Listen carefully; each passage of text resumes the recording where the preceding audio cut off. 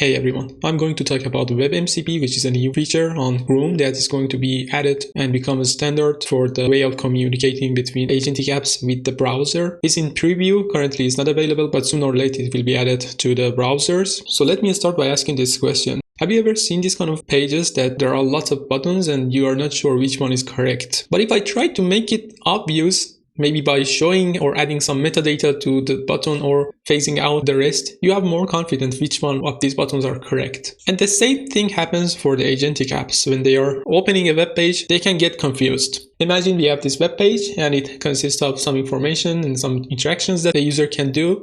For instance, they can search or they can see informations or add to cart. Even it's in another language. That makes it even harder for large language models if they are just adjust for English. What we see is that we see a graphical user interface, but if you try to open it with an agentic app, what they would see is just a bunch of HTML, CSS, and JavaScript files and codes on the page. And they try to extract information and analyze the HTML and see what's actually on the page. And it can become even harder if we don't use a large language model that is powerful enough to analyze this HTML, because sometimes HTML can get longer and the size of context would increase until at some point the LLM cannot understand them. For example, here on this page, you see a simple basket with one item and with continue to order button. And I have this extension installed that has Gemma 3, 1 billion parameter. And this extension and this LLM has access to the content of the page, actually the HTML of the page. They can see what is on the page. They can get the HTML, what is on the page. And if I try to ask questions, hopefully they can understand. For instance, I'm asking list of product items in the basket and they suck actually. Is answering wrong. And that's normal because this 1 billion parameter is nothing. It's way smaller than the actual LLM that can understand the page. For instance, ChatGPT 5.2 maybe can understand. And actually they can understand. I can show you a demo. Let's try to run an agentic app to see how they work if the LLM is strong enough that can understand the page better. For instance, here I have a really simple agentic app. It only has one prompt. It tries to open the bowl.com and search for an iPhone 17 Pro Max, and then it tries to get the price and by finding or by traversing the HTML on the page and find the cheapest one. I also have to add this point, like here, accept cookie banner. And then I'm going to run it. My agent has access to some MCP servers. It can open the browser and it can traverse. So if I run npm run dev, let's see what would happen. It tries to open the browser. Here, let me grab it. You can see it opens the bowl.com and it tries to find the search on the page first, because I have asked to search for something. So it should try to traverse and find the corresponding search box on the page. Let's see if it can. Yeah, actually it found the search box and it's trying to find. Now the next step, on this page, probably it should traverse all the elements on the page and see if it can find. Okay, it closes. And let's see what would happen. Yeah, here you can see the cheapest option is Apple something. The price is 1,300 something.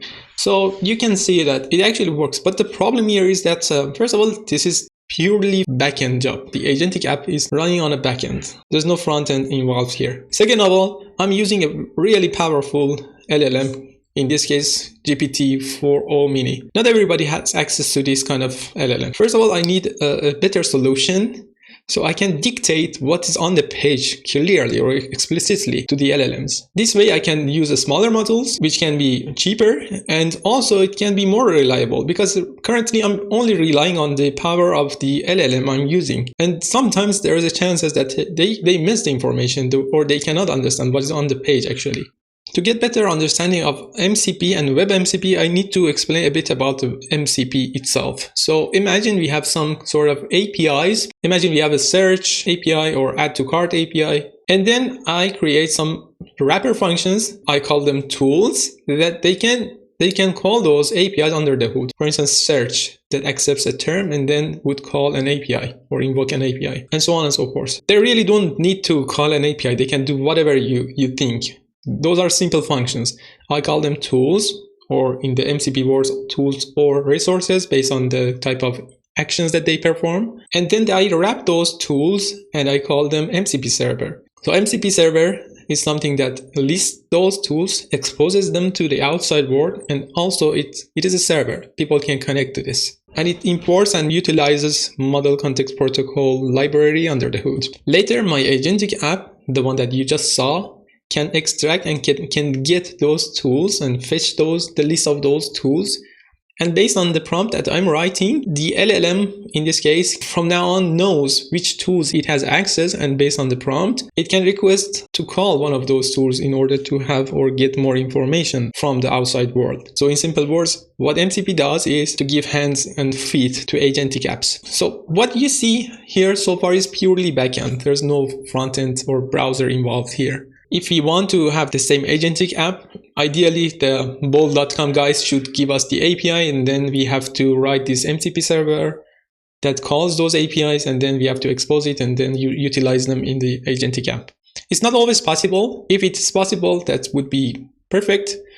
But again, it's not in the browser. Sometimes we really want this concept to be available on the browser because there are some use cases that can only work on the browser. So imagine we have this page again. Now I have different functionalities. Now I want to expose some basic or some functionalities on the page to an agentic system. For instance, this search, by calling a search method or search function, I want to have the same functionality that if I type on the search box and press enter. Or there are lots of information on this page. I want to have different methods that by calling them I can access to the information. Or another one, add to cart. So not only I would extract or list those functions, but also I would add description. So the thing that LLMs would like and understand better. For instance, for this add method, I would add descriptions like add to cart or add the product to the cart description, and it would get some parameters. I would explain what kind of parameters should be passed to the method, maybe product ID, etc. So this would be ideal. Now let me show you an example that WebMCP brings to the life. I have a really simple application here. It's a simple search with a list. So if I try to type something, you can see it filter the list of names here. Let me show you the source code. So I have this search component here and this input and then this ULLI. And as soon as I try to type something on the search box, I call I'm trying to filter the items, and then these filtered names would be displayed. It's really simple, right? But I want to have this search functionality exposed to a large language model. So later, an agentic app, I want to ask maybe by chatting with the page to do the search for me. So in order to enable it, first of all, we need the Chrome version 146 or beyond. Currently I'm on 147, so it's fine. And second of all, we have to enable the WebMCP feature flag enabled. And then lastly, we need an extension called Model Context Tool Inspector. This extension would help us to debug and analyze if there's any WebMCP capability enabled on this page. In this case, you can see it has some tools. For instance, I have this search names tool being exposed to the outside world. So if I try to manually run it, for instance, by typing aria and pressing the execute, let me zoom a bit. You can see by pressing the execute, it would run the exact same thing. So it would pass the aria as query to the function, to the search function that somewhere I have exposed. So this is the manual job. But if I try to do the same thing using the prompt, for instance, here I'm using Gemini Flash. If I write something like this, search for a name contains aria. And if I try to send this to the LLM, let's try to see.